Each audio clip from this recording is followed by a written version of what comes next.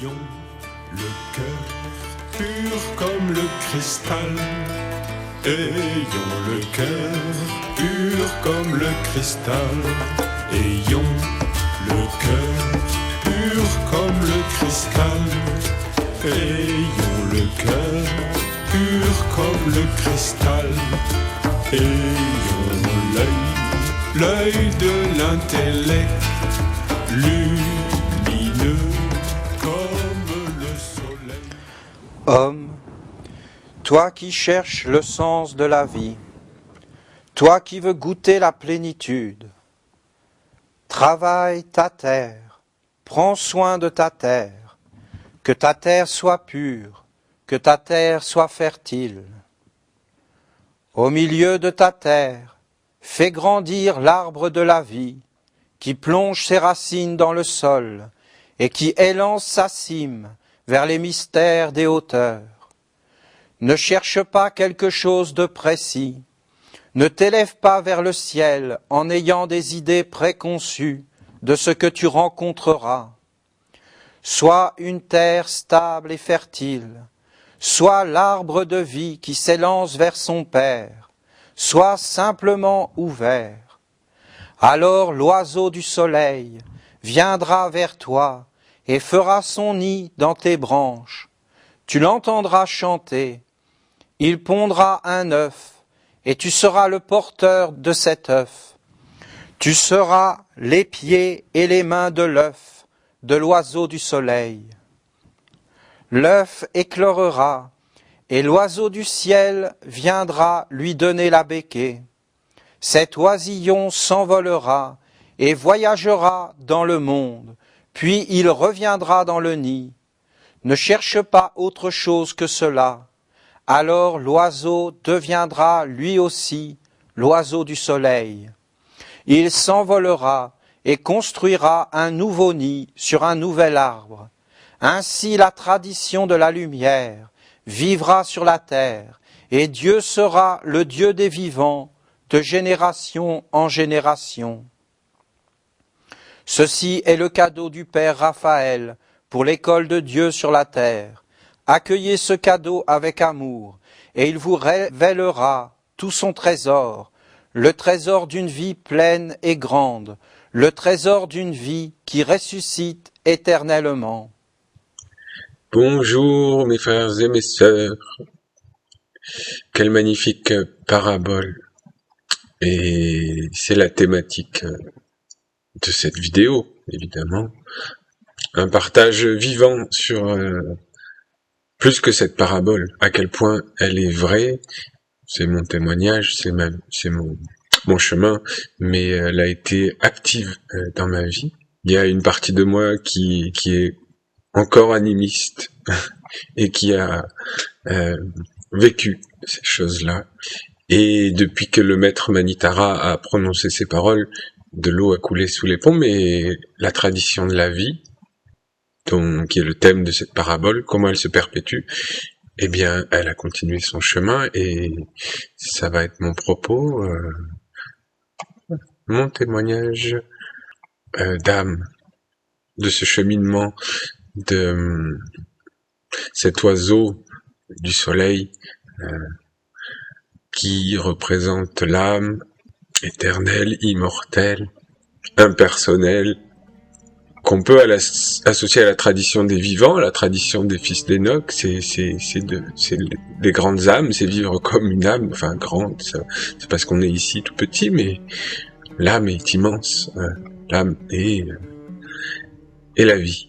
Et cet oiseau du soleil est son image, son véhicule dans les mondes, et jusque dans notre monde, effectivement, dans notre tradition occidentale, ça a été l'aigle, cet oiseau du soleil, et la tradition de Saint Jean, cette tradition cachée, pas ésotérique. J'aime plus ces mots, je veux rester animiste et simple. Parce que je pense que, voilà, quand je dis de l'eau à passer sous les ponts, le maître Manitara est venu apporter vraiment la semence, le savoir, le côté du père, effectivement le toit de l'école, mais ce qu'il, voilà, et juste à la fin il y a eu cette alliance avec la mère pour nous indiquer vraiment ce chemin, l'enjeu de la suite, de l'enchaînement. Après Manitara, il se passe quoi? Est-ce que, voilà, pour l'instant, il se passe qu'il y a une nation essénienne qui est sclérosée dans ce qu'elle avait reçu. C'est comme ça, qui est devenue sectaire et dogmatique. Et voilà, puisqu'elle a raté ce chemin vraiment animiste de respiration, de simplicité, d'évidence, parce que ça demande de tout repenser, tout reconstruire, d'être dans la confiance, d'être dans l'alliance vraiment avec la mère, avec le vivant, avec le bien commun, avec l'ensemble, avec le tout. Et donc cette continuité veut apparaître comme une pousse, hein, comme une nouvelle pousse sur l'arbre éternel de cette tradition, où, comme le dit cette parabole, un nouvel arbre. Un nouvel arbre. Et qu'est-ce qu'un nouvel arbre? C'est un être. Hein, c'est vous, moi, c'est chacun est un arbre dans cet océan d'énergie. Je reviens toujours à ça parce que c'est vérité absolue.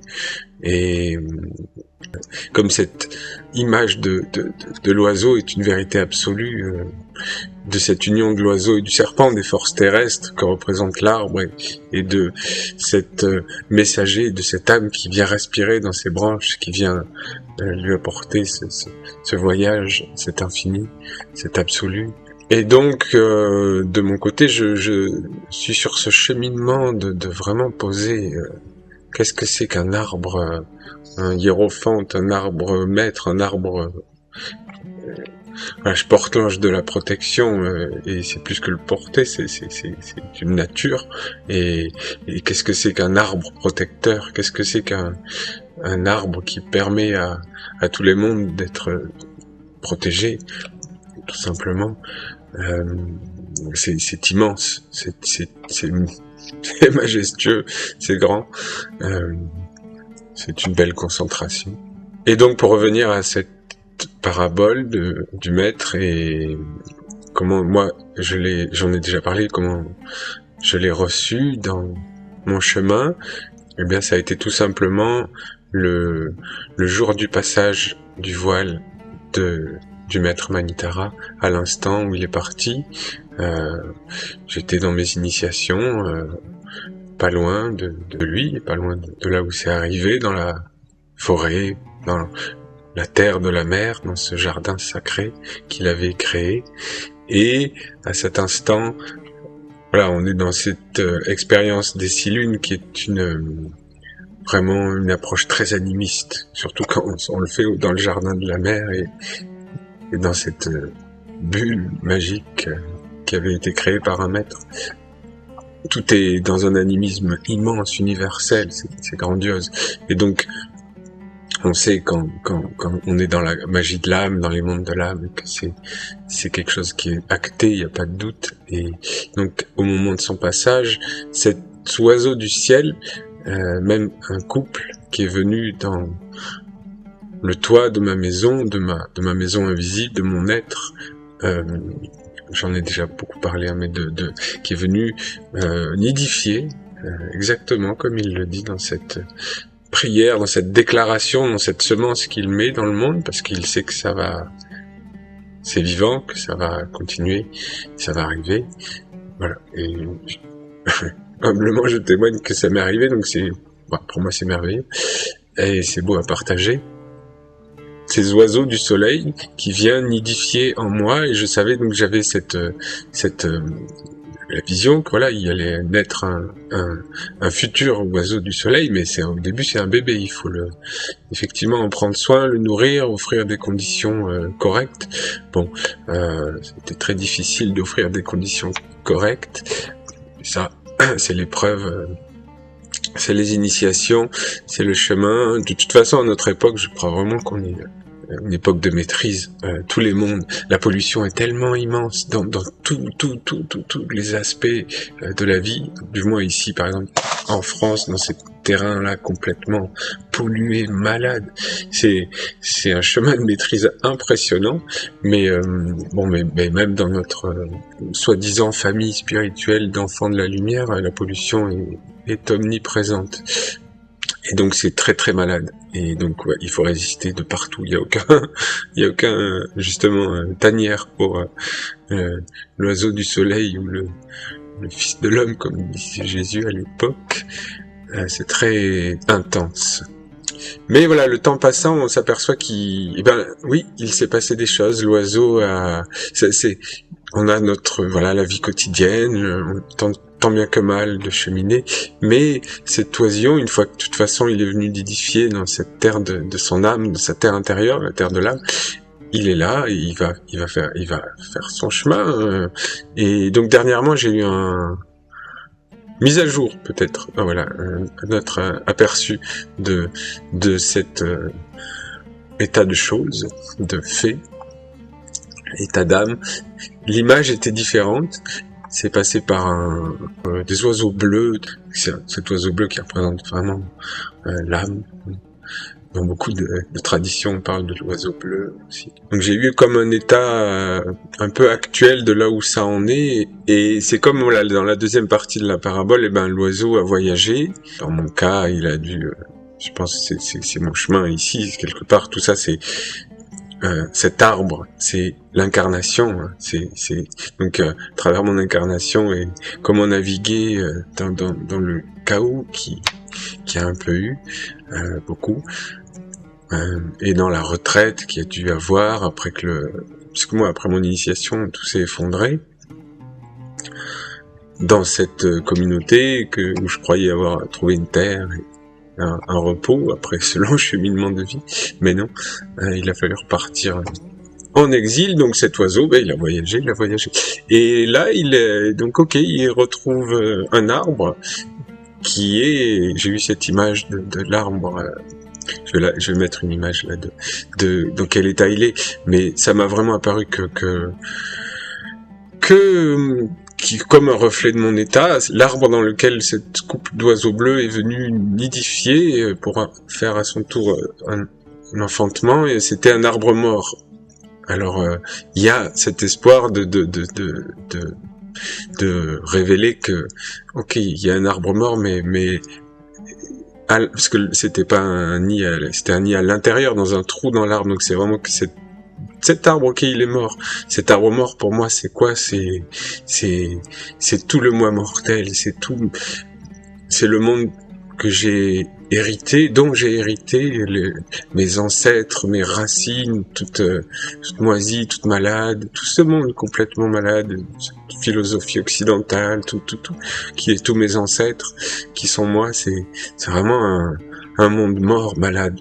Mais quand même, l'oiseau du soleil, l'oiseau de l'âme, de la résurrection, il vient là et il se dit, mission, redonner de la vie à cet arbre mort. Et je le sens en ce moment que de mon côté, même corporellement, il y a un besoin de vraiment faire un grand virage vers la santé, vers la vie, vers d'autres choix beaucoup plus intenses, beaucoup plus clairs, beaucoup plus précis, et ça concerne vraiment la santé, ce saut de Raphaël, et qui est vraiment tous les conseils, toutes les demandes de notre mère à travers ses règles, de prendre soin de ce temple où nul ne va vers le Père sans passer par elle, par la mère, par l'incarnation.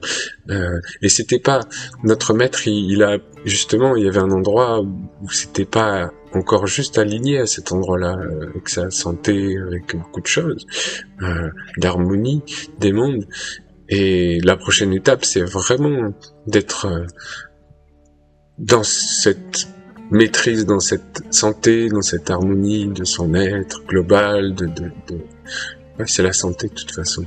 C'est la musicalité de l'être, des sphères, des organes qui nous constituent, que notre temple soit notre ami, qu'on en prenne soin, qu'on ne l'enferme pas dans des mondes qui respirent pas, c'est tout un monde, c'est vaste, et beaucoup, on a tout dans notre enseignement, maintenant faut l'appliquer. Et voilà, c'est là où c'est le problème. Pour l'instant, on est beaucoup... Enfin, il y a toujours cette étape où on va chercher qui, déjà, un peu dans les mondes psychologiques, c'est-à-dire qui on est, quel est notre travail, faire des alliances avec des vertus dans les mondes invisibles. Ok, c'est super, c'est la première partie, mais après, une fois que ça s'est fait, il faut vraiment... En fait, c'est ce qui nous a été confié par la vie, voilà, tout simplement. Et dans les perles de Gabriel, il y a beaucoup de paroles comme ça, où c'est... dans les gardiens, c'est vraiment... ça nous remet, même l'ange de l'universalité, c'est qu'on soit riche ou pauvre, c'est pas important, c'est ce qui nous a été confié exactement, mais par contre, la richesse, elle est là, dans le temple de chacun, dans les petites choses autour de nous qui peuvent être là, ou ça peut être grand ou petit, mais en tout cas, dans le petit, déjà, c'est que ça soit entièrement vrai dans ton temple, dans ton corps. Ça me paraît vraiment être l'étape d'après de prendre soin de notre école, de notre tradition. Elle est plus... il y a la partie des livres et du savoir, mais écrire, c'est écrire sur la vie, c'est écrire sur l'arbre, justement, c'est... oui, ressusciter même des arbres morts, justement. On est des thérapeutes. On est l'âme et la grande thérapeute. Et donc c'est vraiment une harmonie globale des centres qui nous constituent, d'être en paix avec les autres, avec tous les êtres, de ne pas avoir de conflits, de ne pas avoir de sentiments disharmonieux, de colère cachée, voilà, c'est aller voir tous ces mondes, tout voir et leur apporter la bonne nourriture, qui est notre tradition, qui est les psaumes des archanges, pour ce qui est de la pensée, des sentiments, de notre volonté, parce qu'elle nous cadre. Mais après la volonté, ça c'est vraiment être dans le champ de vie, dans le champ de vie. Et le champ de vie, c'est quoi? C'est faire de l'harmonie dans sa vie, vraiment. Même si il y aura toujours des frictions, des disharmonies qui apparaissent. Il faut, ça prend du temps. On est dans ce monde de toute façon, et donc ces disharmonies, il faut quand même avoir la volonté. On peut pas les laisser à l'abandon. Il faut avoir la volonté qu'elles se régleront. Que ça prend le temps. S'il y a eu un conflit, ça prend du temps. Mais la volonté de pas partir en laissant des disharmonies, c'est certain. C'est primordial. Et donc je voulais aussi partager aussi un peu sur ce principe du Père et cette vertu dans laquelle on est un enracinement sur la terre, un pilier, un arbre. Et dans mon principe d'incarnation, la protection, c'est vraiment un principe, ok, Père-Mère, mais il y a beaucoup ce principe du Père, je suis un homme quand même, effectivement, et il y a ce côté tranchant du Père qui est avec la protection michaélique. Souvenez-vous ces paroles du maître qui disait « Je suis pas venu apporter la paix, mais l'épée ». Parce qu'il y a un endroit où ce principe du Père, quand il est puissant, quand il est là, quand il est présent, on parle de justice. La justice, elle est difficile à gérer. Le principe de justice, c'est l'application des lois. Mais des fois, on n'a pas envie on aimerait que ça se passe là, ici et maintenant. C'est l'application des lois.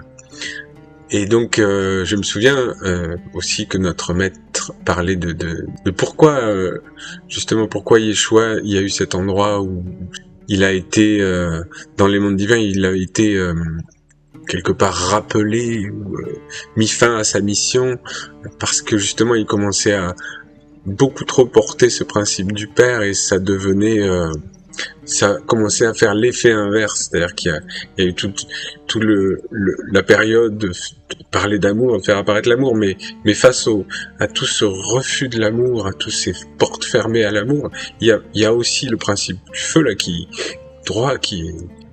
commençait à dire chasser les marchands du temple, à les traiter de vipères, de race de vipères, et là hop, on passe dans autre chose, et là, ça peut commencer à, voilà, les mondes ont vu que ça pouvait, la mission du principe qu'il incarnait était accomplie. Les semences étaient mises, mais que ça irait pas plus loin. Et ben moi, je peux témoigner qu'effectivement, je vois comme c'est difficile. Il y a un endroit où ça disjoncte si on veut aller trop loin dans la droiture, dans le non-compromis. C'est très très très très difficile. Ça tend le fusible au maximum. Donc c'est un chemin de maîtrise, vraiment, de pas craquer le fusible face à, mais face à l'état du monde, à l'état des humains autour de nous, face à, de tous, esséniens, pas esséniens. Il y a personne, en fait, il y a presque personne qui est là, qui se fait pas prendre par des mots dans l'interaction. On est tellement plus avec la mer, avec l'animisme, avec la vérité, le vrai, tout simplement le vrai. Le feu, c'est le feu, pas de projection. La rencontre, c'est la rencontre, on pose les choses, on avance, on laisse pas s'y mettre des projections sur l'autre. On est une mère pour le principe divin en lui, mais c'est tout. Les restes, on apprend à enlever le feuillage pour aller à l'essence. Chaque rencontre, pour accepter l'autre tel qu'il est, et pas se laisser embrouiller par tout ce qu'il y a dans la relation. C'est d'une complexité immense, parce que on a cette part animale qui vient projeter des forces des chakras inférieurs, donc il y a de la prédation, ou une forme de domination, de position, tout ça vient mettre des mondes qui ne sont pas, qui n'existent pas, dans ce chemin d'enfant de la lumière, on va dire. C'est une fraternité où ça n'est pas. C'est une fraternité absolue où ça n'est pas. Il y a rien en dehors de la fraternité. Le maître d'avant, le maître Ivanov, c'était fraternité, fraternité, fraternité. Ils ont tous voulu faire grandir ça plus que tout. Et là, on est dans un état lamentable niveau fraternité, mais lamentable.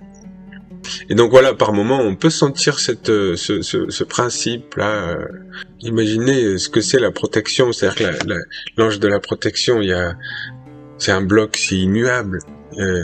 Soit tu respectes, soit t'obéis aux lois. Sinon, tu sors de la protection, en fait. Et sinon, sors de la protection et advienne que pourra. Moi, par exemple, je vois cet état de l'arbre mort que je porte. Si je commence pas, si je fais pas un gros travail pour prendre soin de cet arbre, c'est-à-dire cette incarnation maintenant, là, c'est pas fuir dans des mondes invisibles, c'est conquérir mon temple, conquérir mon incarnation. Sinon, mon corps, il me dit, au revoir, tu peux repartir, mais ce sera un échec. Et donc tu prends ton bâton, ta volonté, et t'essayes du mieux que tu peux, mais tu essayes vraiment. Il faut pas avoir de remords après dire franchement j'ai dormi, ça serait con. Ou alors je me suis fait emballer dans des projets, des illusions, ou dans des fausses obligations de la vie matérielle, de tout, de ce qu'on voudrait vivre, de la to-do list. Il y a cet endroit où faire le minimum, vraiment le minimum de compromis avec des mondes. C'est difficile parce que ça peut isoler dans ce monde de compromission, mais et bien malade, bien fatigué. Mais en contrepartie, il y a des espaces invisibles, des espaces de joie pure qui s'ouvrent, des espaces de lumière, vraiment intérieure, de paix, d'authenticité, je dirais même, parce que c'est le chemin d'être soi, c'est toujours ça, Il y a tout dans ces paroles, que ton oui soit un oui, c'est-à-dire que ton oui, c'est ta pureté, tu es pur, tu es toi-même, tu es ton toi propre, tu sais ce qui est là où tu es en affinité, tu sais là où c'est harmonieux, là où pour toi l'harmonie est, là où c'est musical, et tu vas pas là où c'est pas harmonieux, là où c'est cacophonique, et tu commences à couper toutes les alliances avec ce qui est cacophonique, ça n'a pas d'intérêt, c'est pas toi. Enfin, moi je parle de moi là. Voilà. Peut-être qu'il y en a qui sont missionnés pour faire un peu de cacophonie dans ce monde. Je suis pas sûr que ce soit l'âme, mais qui veuille ça. Ouais, quand on dit âme, il faut toujours avoir en conscience qu'il y a peut-être 7 états d'âme, 7 niveaux d'âme, l'âme, ou alors il y a plusieurs visions. Il y a aussi les 4 âmes, l'âme en chute, l'âme en perdition, l'âme en chemin, l'âme accomplie, c'est lié aux 4 états, aux 4 archanges, ou alors il y a aussi l'âme de sentiment, l'âme de pensée, l'âme de conscience, l'âme de destinée, l'âme de l'âme. Mais qu'est-ce que demande l'âme? C'est que autant qu'on peut, on se baigne à sa source. Donc voilà, il y a des endroits où on faut se détendre. Si même un maître comme Yeshua, quand son principe du Père était trop fort et trop en disharmonie avec ce monde, il pouvait plus faire son travail, les mondes divins le reprennent. Et un autre viendra, avec une autre manière de faire. Donc voilà, effectivement, il y a eu l'école de Saint-Jean, cette école de l'amour, cette école mais de l'éducation, de la conscience, de la magique. Mais quoi qu'il en soit, pour beaucoup de maîtres, ça a fini quand même un peu dans des choses conflictuelles, parce que ce principe, il vient taquiner les forces, le principe du Père. Donc faut savoir que quand on s'engage sur ce chemin, c'est très très exigeant. C'est pas le repos, justement. C'est la noblesse du travail. Et on en a du travail. Pour re-ennoblir des mondes morts, on en a du travail. Et parce que ces mondes morts, ils nous constituent. Faut pas croire qu'on hérite peut-être dans pas mal de générations, mais de choses saines. Donc il faut vraiment pas se faire d'utopie sur une terre sainte qui serait là et on met les pieds sur la terre sainte et on devient sectaire. Et on en fait un business plan de notre époque. Même si derrière le business plan, il y a forcément des mondes qui se nourrissent. Et voilà, j'insiste, il y a vraiment cette exigence de conscience et d'intégrité, mais qui peut aller dans des mondes et des mondes, qui est particulièrement intense à manier dans un monde de dualité. On a eu le plus beau des exemples avec l'œuvre de notre maître, qui a créé cette œuvre merveilleuse de la nation essénienne, mais dans la construction de l'œuvre, par les mondes qui étaient là, il y a eu des grandes forces sombres qui ont été incorporées à l'œuvre, et qui ont, au moment de son départ, réclamé leur dû, et donc, hop, elles ont pris, je pense, une bonne majorité de l'œuvre, parce qu'elles étaient là, pas parce qu'elles étaient pas là. Elles étaient là, elles étaient dans la construction, sinon ça serait pas effondré à son départ. CF, les messages de son ange qui dit « Enlève-moi ces poutres de prêtres qui tiennent pas l'édifice ». Voilà, petit clin d'œil. Mais sans jeter la pierre, parce que je vois à quel point c'est tellement difficile. Et ça éclaire toujours plus la conversation que j'ai eue avec lui ce jour du Vésac de 2020, mai 2020, où il m'a parlé que du pouvoir, et donc son questionnement de fin de vie, c'était Mani, et est-ce que j'ai bien fait de... Est-ce que Mani avait bien fait de refuser le pouvoir? Est-ce que comment arriver à avoir du pouvoir sur Terre sans faire ses compromis avec ses forces? Comment faire apparaître un monde? Jusqu'ici, c'était caché. C'était pas pour rien qu'elle était cachée, l'école. Parce que justement, elle se protège comme ça, elle reste cachée. Voilà. Ce regret. Et cette mission de la faire apparaître, est-ce que ce qui est apparu quelque part, ok, c'est super, c'est sympa, ça apporte son truc, ça le fait vivre dans le monde des hommes, mais par contre, l'essence, est-ce que l'école vraiment, l'alliance pure, elle va pas être ailleurs? Moi, je pense que si. Ça marchera peut-être ensemble, mais pas dans le visible. Voilà, c'est le chemin de la résurrection de cette école dont il parle dans cette parabole. Et voilà, je sais que moi, dans mon principe, je cherche que cette pureté, et je l'ai trouvée dans le maître. Elle y est pas maintenant, elle y est plus. Donc de toute façon, les choses ont fait que ça m'en a séparé. Comme j'ai déjà dit, même la seule fois où je suis allé à Terra Nova après tout ça, bon, de toute façon, les prêtres, avant même qu'ils me ferment, que ça se passe dans leur mépris, on va dire, avant même cela, j'ai eu cette apparition de Melchizedek qui est venu me dire non, de toute façon, le dragon, laisse-le faire son travail, la vague va tout emporter, toi suis-moi.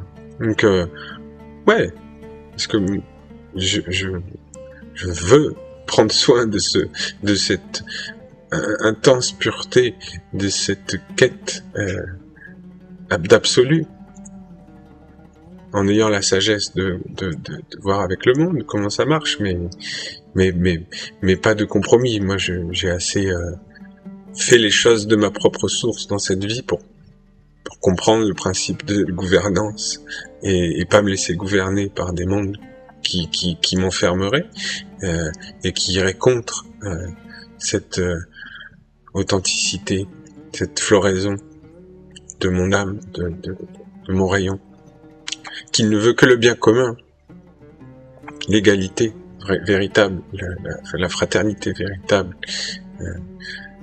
en obéissant aux lois. Tu ne jugeras pas, tu n'enfermeras pas un être, tu n'éduqueras pas dans le fanatisme, en fait, toutes ces lois merveilleuses. Mais, waouh, on les applique pas beaucoup dans notre monde actuel, même des enfants de la lumière. Voilà, donc tout ça pour nous souhaiter un merveilleux chemin de floraison à tout à chacun.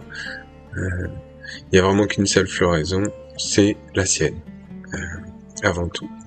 Sinon, c'est faux. Alors oui, ça dépend aussi de là où on est chacun, de son développement, de son parcours à travers ses vies, mais quand même, donc, de nourrir un égrégore de lumière, c'est super. Mais c'est pour que aller au final vers son cheminement propre. Alors, si c'est pas le moment dans cette vie, et qu'on est encore obligé d'être gouverné par des mondes qui ne sont pas la liberté de l'âme, et ben, il faut l'accepter, vivre avec, être patient, savoir que ce qu'on participe, ça nourrit le bien universel, et petit à petit les choses se délient. Mais c'est accumuler une eau de Gabriel, une eau de résurrection, pour que ce grain divin, un jour, en soi, soit touché et puisse commencer à fleurir et à entrer dans la vie, et devenir un arbre capable d'accueillir les oiseaux du ciel, les belles vertus. Toi, arbre, avec des oiseaux qui chantent partout, des mélodies somptueuses, monde de féerie, quoi. aux antipodes des trucs, ouais, mais tu comprends, on a des obligations. L'école de la mer vraiment va devoir tout reconstruire en nous, tout transformer. C'est la grande transformation, c'est le saut dans l'inconnu. Et en tant que nation, on n'est vraiment pas là. Mais de toute façon, voilà, comme l'est dit dans cette parabole, l'oiseau du soleil va dans un autre arbre qui fait ce qu'il a à faire. C'est naturel. Et ben ceux qui aiment la vie vont là où il y a la vie. Ceux qui aiment l'intégrité vont là où c'est intègre. Ceux qui aiment la pureté vont là où c'est pur. Et de plus en plus. Moi, j'y crois pas vraiment que il faut bien qu'il y ait des êtres qui soient à l'intérieur du système, de la matrice, pour la transformer. Non. J'y crois pas forcément. C'est ce que j'ai fait, peut-être en étant musicien. C'est ce que je dis, ok, t'es artiste, tu peins la prison, tu essaies de l'améliorer, mais t'es dans la prison.